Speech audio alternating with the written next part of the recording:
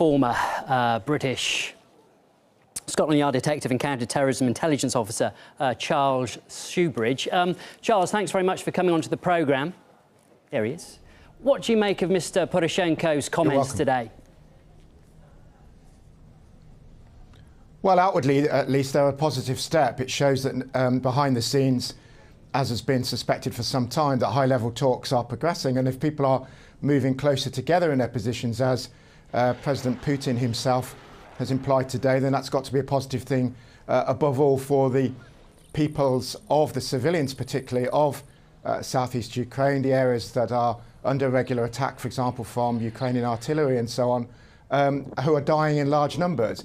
And so anything that precursors towards peace, and of course that must come eventually via political dialogue, political negotiations and a political settlement, if something's going to be permanent, is surely to be welcomed. The problem is that it's unclear at this stage what those provisions are. And indeed, it's a developing situation. It's been developing all day as to what President Poroshenko actually meant.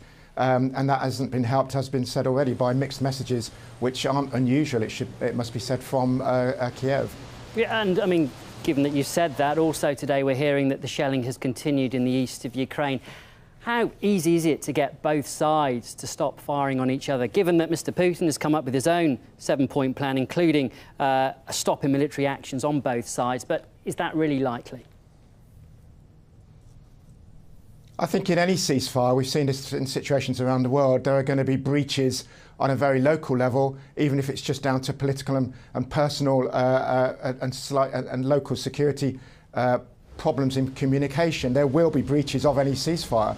And that has to be taken into account in looking at the bigger picture. A general ceasefire, if it does indeed become announced and takes place, shouldn't be threatened necessarily by localised breakdowns. And this is, of course, where, as has been mentioned, the importance of monitoring comes to the fore.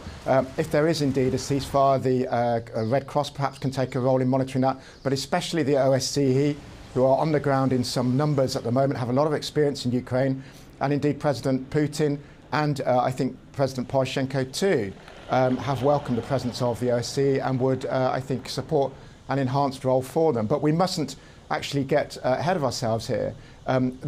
There is terrible activity taking place in the area. Only on Monday, it was barely reported, one must say, in the Western media, certainly in the US and the UK media, that Human Rights Watch came out with a report which was quite a comprehensive report, which, whilst it criticised both sides for human rights abuses in the conflict in southeast Ukraine, it did reserve particular condemnation for the Ukraine government for its indiscriminate use of heavy weaponry against civilian populations. And it may be that reports like this and some concerns in some parts of the West, governments and some parts of the Western media about the death toll in Ukraine, may be putting some kind of pressure on the Ukrainian government, as indeed are the recent advances of the rebels in the local area, to actually be more amenable to stopping its so-called anti-terrorist operation and seeking a long-term peace.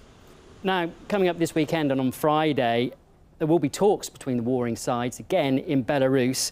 Mr Putin says he hopes progress will be made there. What's your opinion?